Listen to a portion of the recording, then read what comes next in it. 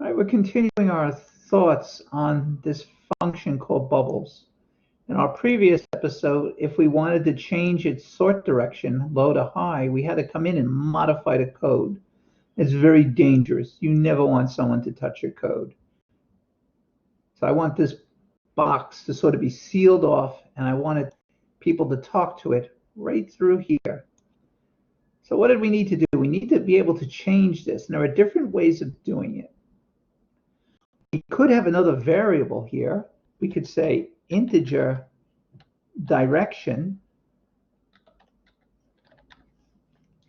and I could have two statements here. If they set direction equal to a 1, for example, we could say if, I'll do a switch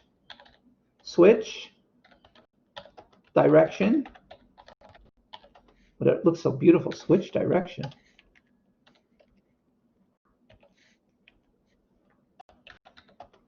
Case direction is 0, I'll use this thing and then break out.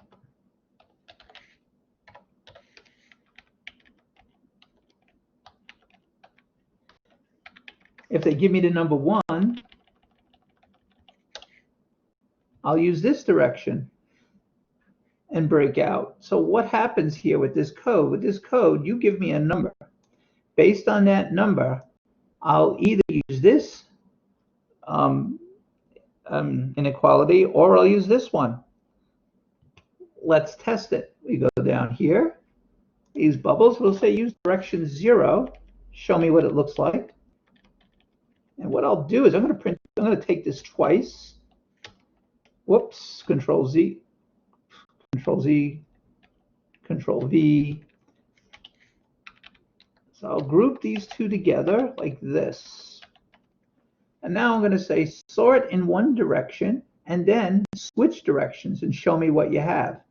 So we go from scrambled, unscrambled, and unscrambled. I'll give you a copy of this right after we're done looking at it.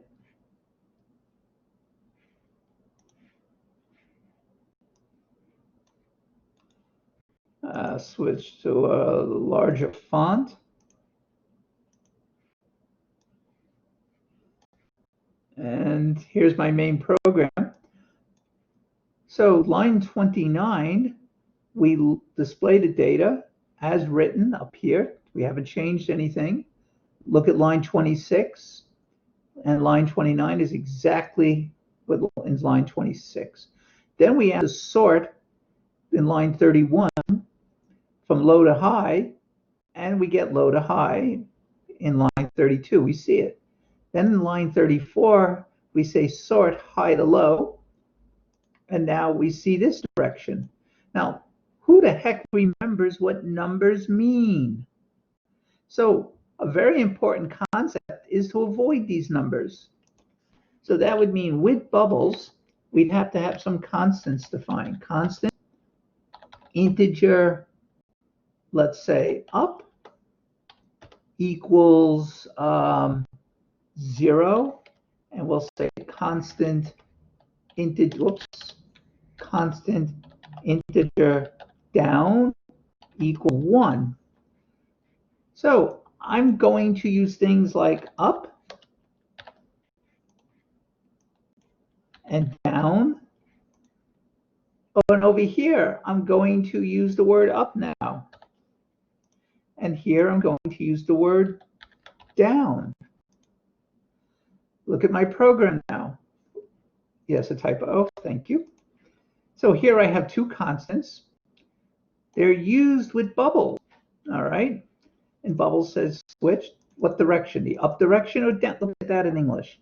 Switch direction up or switch direction down.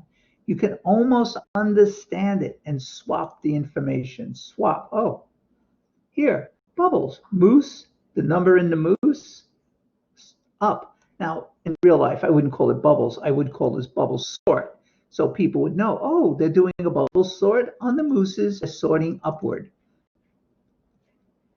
Let's run this program.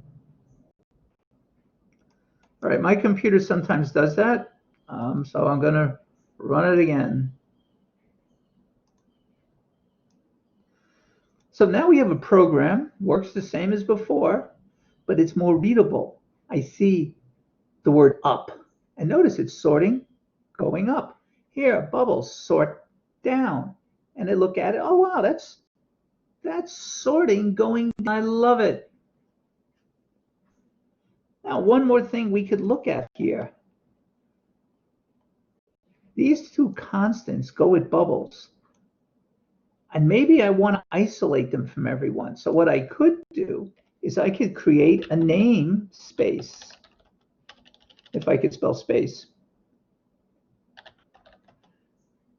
All right, we can call it bubbles. And this is all bubbles. Display, I'll leave it out. So this is the end of my namespace. This is sort of like, this is a sandwich I just made. Now, if I go down here, it has no idea. Where the heck is bubbles? Who the heck is Bubble? What's this word up? Why? They now have a family name, Bubbles. So if I want, I could say Bubbles, colon. Now it says, go inside Bubbles and get Bubble. What about this thing? Go inside Bubbles and get the word up. Oh, I'm too lazy. I want to keep writing this. Well, I could say using namespace, Bubbles. And now, because I'm lazy, and also showing you stuff, I've used the word bubbles. Now, because we're really clever, we're not going to have bubbles inside bubbles. So I'm going to change this to the word sort or sorter, because I don't want things to get messed up. So inside bubbles, I have my sorter. I have my bubbles you can tell the sorter to go up. You can tell the sorter to go down. We come down here. I'm using my namespace calling sorter, and I can have the sorter go up. And over here, I decided I don't want to type in bubbles anymore. I don't want to type this in. So I say, compiler, if you see something, go check inside bubbles.